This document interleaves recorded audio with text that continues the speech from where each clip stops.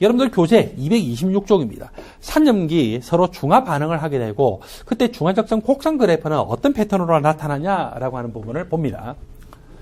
산염기 중화 반응이라는 것은 산과 염기가 반응해서 염과 물이 생성되는 반응입니다. 대표적인 반응으로 HCl과 NaOH가 반응을 하면은 HCl에 있던 H+, NaOH에 있던 수산화이온이 반응해서 물이 형성이 되죠.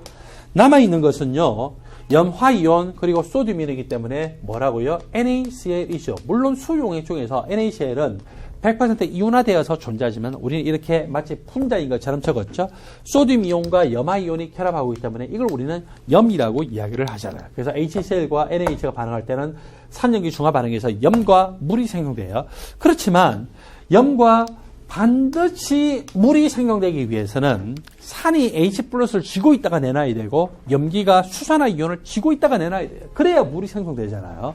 이런 식으로 HCl과 암모니아가 결합하면은 분명히 HCl은 산, 암모니아는 염기지만 뭐밖에 생성될 수밖에 없어요? 네, 염화 암모늄이라고 하는 염만 생성되는 것을 볼 수가 있습니다. 일단 암모니아의 질소가 비공유전자쌍을 제공해서 H하고 서로 결합을 하죠. 그래서 암모늄 이온이 형성이 됐어요. 그리고 염화 이온이 이 암모늄 이온이라고 하는 양이온과 결합하는 이 염이 형성되는데 여기서는 염기가 수산화 이온을 안 쥐고 있다가 산과 반응하기 때문에 물을 생성하지 않죠. 그래서 항상 산과 염기가 반응해서 염이 생성되는 것은 기본이지만 물은 생성될 수도 있고 생성 안 될 수도 있더라. 단지 물까지 생성되려면 산은 H+를 쥐고 있다가 내놔야 되고 염기는 수산화 이온을 쥐고 있다가 내놓는 아레누스의 염기여야만 가능하겠죠. 산과 염기가 반응할 때는 항상 산의 몰수 대 염기의 몰수가 1대1로 반응을 하게 되어 있습니다. 산의 몰수 대 염기의 몰수가 1대1. 그리고 몰수에 관한 공식은요, 크게 두 개가 있죠. 우리가 산염기를 다룰 때는 보통 용액으로 사용을 하거든요. 따라서 용액의 농도 곱하기 부피는 리터 단위. 그래서 산의 몰수, 즉 H+의 몰수에도 이 H+가 존재하는 수용액의 몰 농도 곱하기 H+가 존재하는 그 수용액의 부피를 하게 되면은 H+의 몰수가 나오죠. 자, 이것하고 뭐하고 똑같아 있냐면은 염기의 몰수하고 똑같아요. 염기 그러면 수산화 이온도 있지만 암모니아라든지 또는 탄산이온이라든지 탄산수소이온과 같은 그런 염기성 물질도 있죠. 자, 이 염기의 몰수라고 하는 것은 염기의 몰 농도 곱하기 염기의 부피다라는 방식으로 적을 수가 있거든요. 이렇게 해서 산의 H+의 몰수와 염기의 수산화 이온의 몰수가 딱 1대1로 반응하면은 그때 우리는 당량점에 도달했다 또는 첫 번째 당량점에 도달했다라고 이야기를 합니다. 그러므로 몰 농도 곱하기 부피라는 공식을 써요. 그 다음에 NaOH라든지 NaHCO3와 같은 이런 물질들은 염기성 물질이거든요. 염기성 물질인데 실제로 또 이것들은 고체로 사용을 합니다. 고체를 사용할 때는요, 몰수를 어떻게 대입을 하면 될까요? 몰수를 몰 질량분의 질량이라고 하는 공식을 사용을 해도 되겠죠. 자, 그 내용이 여러분 표에 여기 있어요. 그러니까 산이나 염기나 모두 몰 농도 곱하기 부피는 리터 단위에서 산의 H+ 몰수와 염기의 H+ 몰수가 같다라고 해서 계산을 하면 되지만 산은 아직도 몰 농도를 써요. 단지 부피를 밀리리터 단위로 썼으면은 몰 농도의 리터 단위가 포함되기 때문에 1000으로 나눠서 리터 단위로 환산해야 되겠죠. 그리고 염기의 몰수는 이렇게 몰 질량분의 질량이라고 하는 방식으로 용액이 아닌 저렇게 고체의 질량을 측정함으로써도 그 농도를 비교적 그 몰수를 비교적 정확하게 구할 수가 있어요. 그래서 몰 질량분의 질량이라고 하는 공식에 의해서 염기의 몰수와 또 산의 몰수는 몰 농도 곱하기 부피라는 것으로서 몰수가 나오고 두 개가 같으면은 산과 염기가 딱 1대1로 반응하더라. 자, 그 다음에 HCl이라고 하는 산은요, 이거 한 개당 이온화가 되면 H+ 하나, 염화 이온 하나가 반응성 자궁계 몇 개를 내요? 한 개를 내죠.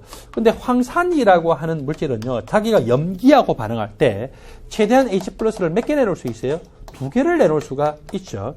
따라서 황산 분자 한 개당 H+가 최대한 염기하고 반응했을 때 2개만큼 나올 수가 있고, 그렇기 때문에 이걸 우리 뭐라고 하냐면 이가산이다라고 해요. 염기성 물질도 마찬가지죠. NaOH라고 하는 것은 한 개당 수산화 이온 몇 개 내놓습니까? 한 개를 내놓죠. 그래서 일가염기라고 하는데 CaOH2와 같은 물질은 칼슘 이온 1개, 수산화 이온 적기는 적어도 이렇게 2라고 적었고, 따라서 이렇게 2염기성 물질이라고 할 수 있겠죠. 그래서 1가산이냐, 2가산이냐, 3가산이냐 상관없이 H 플러스 1개 내놓을 수 있으면 여기에 1이에요. 2개 내놓을 수 있으면 2예요. 3개 내놓을 수 있으면 3이에요. 물론 이 농도는 다 뭘까요? 원래 HCl이 아직 이온화 안 됐다고 생각했던 거예요. 농기죠. 염기도 마찬가지입니다. 염기도 NaOH 같으면 1가 염기면은 이게 1이에요. 수산화 칼슘과 같은 2가 염기가 얼마입니까? 2가 되겠죠. 그래서 저런 식으로 계산한다. 여러분들이 연습하십시오. 226쪽을 보면은 중화적정 곡선에 대해서 나오죠. 자, 먼저 중화적정이 뭐냐? 중화적정에서 적정이라는 것은 어떤 수용액의 농도를 몰라요. 그 수용액의 농도를 모르고 이 수용액에는 HCl이 존재하는데 HCl의 수용액의 농도가 얼마인지를 모르는 거예요.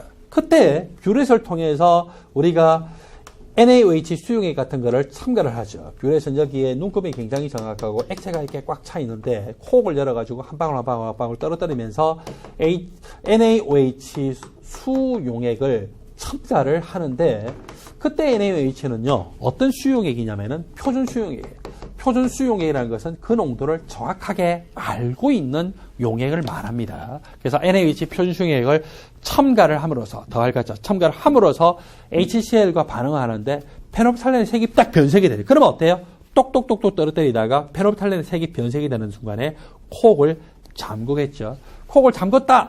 그러면 이때를 우리는 뭘로 보느냐면은 이 수용액이 있는 HCl과 첨가하는 NaOH 간에 정확하게 1대1로 바뀌었다라고 생각을 해주는 거죠.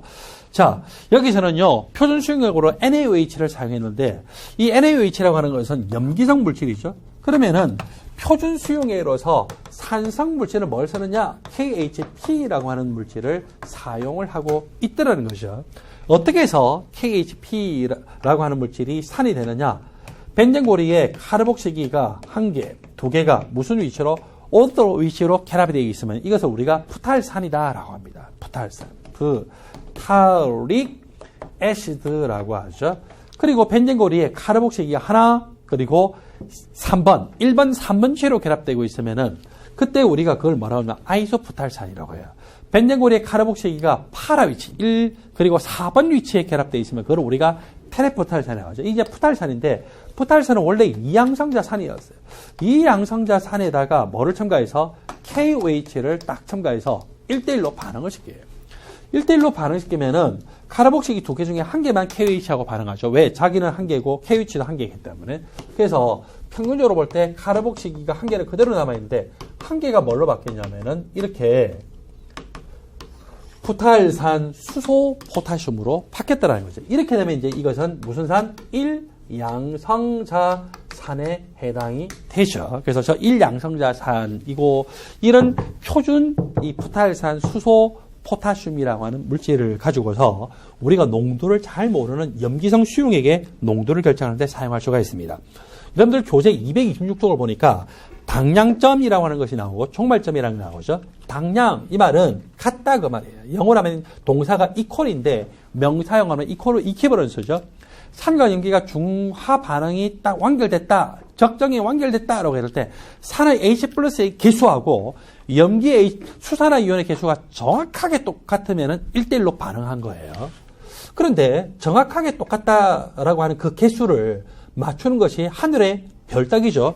왜 그러냐면 이 수용액에 예를 들어서 HCl의 개수가 1, 2, 3, 1, 2, 3, 1, 2, 3, 4, 5, 6 개가 있다고 했을 때 수산화 이온이 도대체 몇 개가 들어와야 정확하게 1대1로 반응할까요? 똑같이 수산화 이온이 1, 2, 3, 1, 2, 3, 1, 2, 3, 4, 5, 6개가 들어와야 수산화 이온의 수산화 소듐에서 수산화 이온과 이 HCl의 H 플러스의 개수가 정확하게 1대1로 반응할 거 아니에요. 그런데 한 방울 안에 수산화 이온이 수없이 많이 존재하기 때문에 이 한 방울에 의해서 이런 개수를 맞춘다는 것이 말이 안 돼요.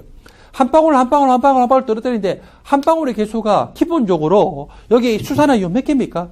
수십만 개, 수백만 개, 수조 개, 수경 개 이렇게 존재하고 그 한 방울의 이 수산화 이온의 개수가 항상 똑같은 것이 아니에요. 이게 습도에 따라 온도에 따라 조금씩 달라지기 때문에 맞출 수가 없어요. 자, 따라서 종말점이라고 하는 거, 당량점, 다른 말로 중화점이죠.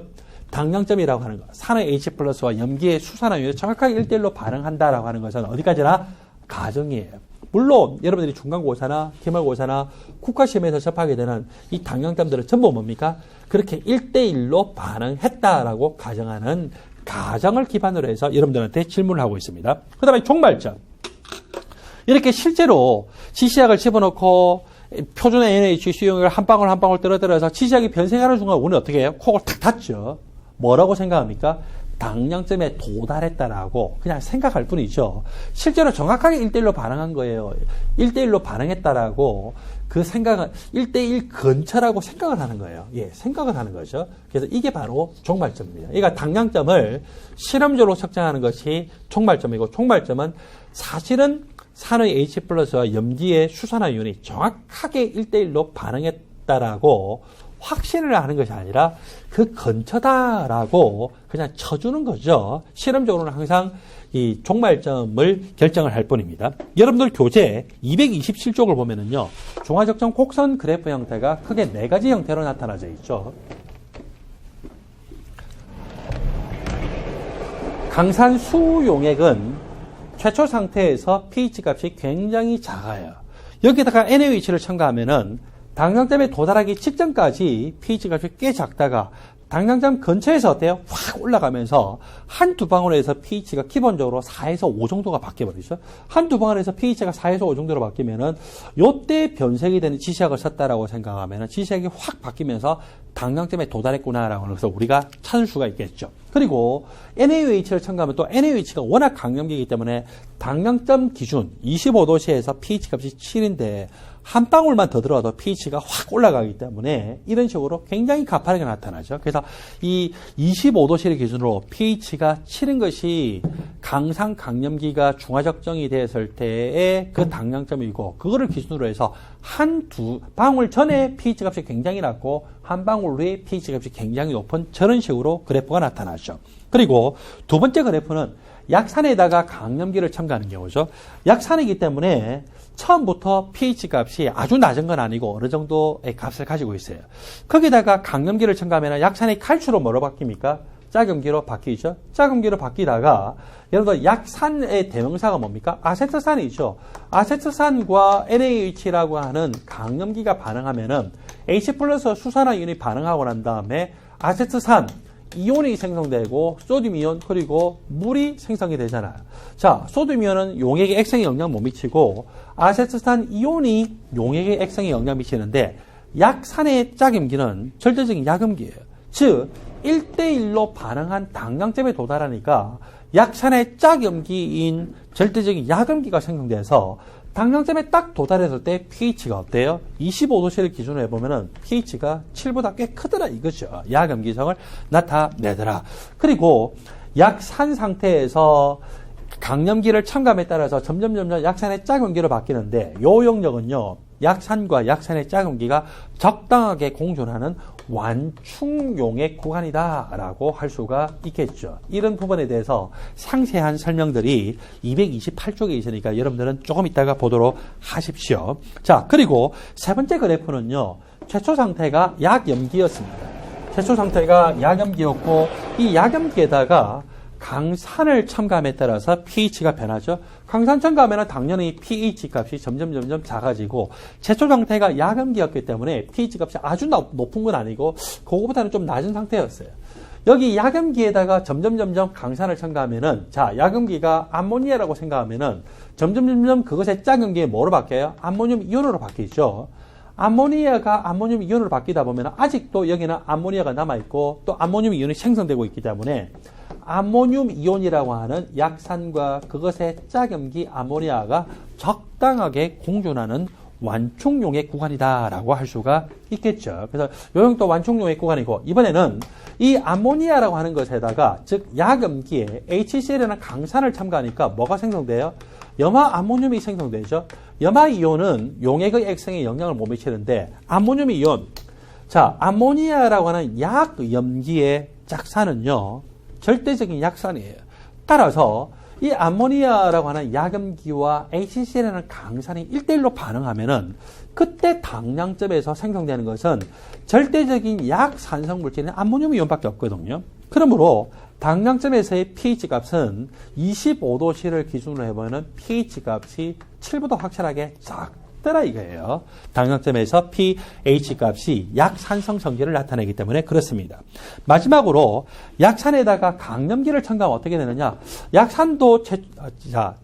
약산에다가 약염기를 첨가하면 어떻게 되느냐? 약산도 최초 상태에서 pH가 그렇게 아주 낮지는 않았어요. 어느 정도 있었어요.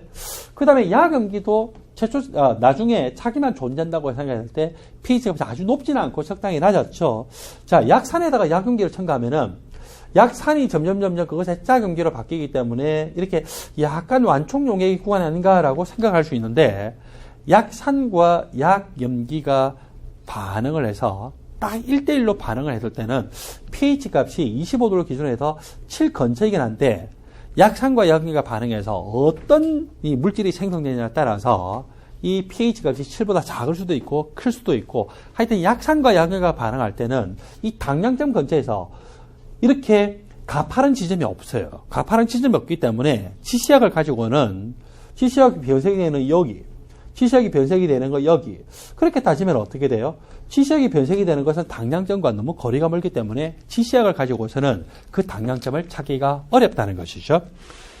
다음번에 여러분들 교재 227조 아래쪽에 있는 괄호 3번 강산에다가 강염기를 첨가할 때 중화적정 곡선 그래프를 상세하게 설명하면서 조금 전에 소개했던 이 4가지의 중화적정 곡선 그래프 중에서 첫 번째, 두 번째, 세 번째 그래프를 각 구간별로 어떤 물질이 존재하고 또 핸델의 하셀바흐식을 통해서 pH 값을 쉽게 나타낼 수가 있다라고 하는 내용들에 대해서 설명하겠습니다. 잠시 후에 계속 설명합니다.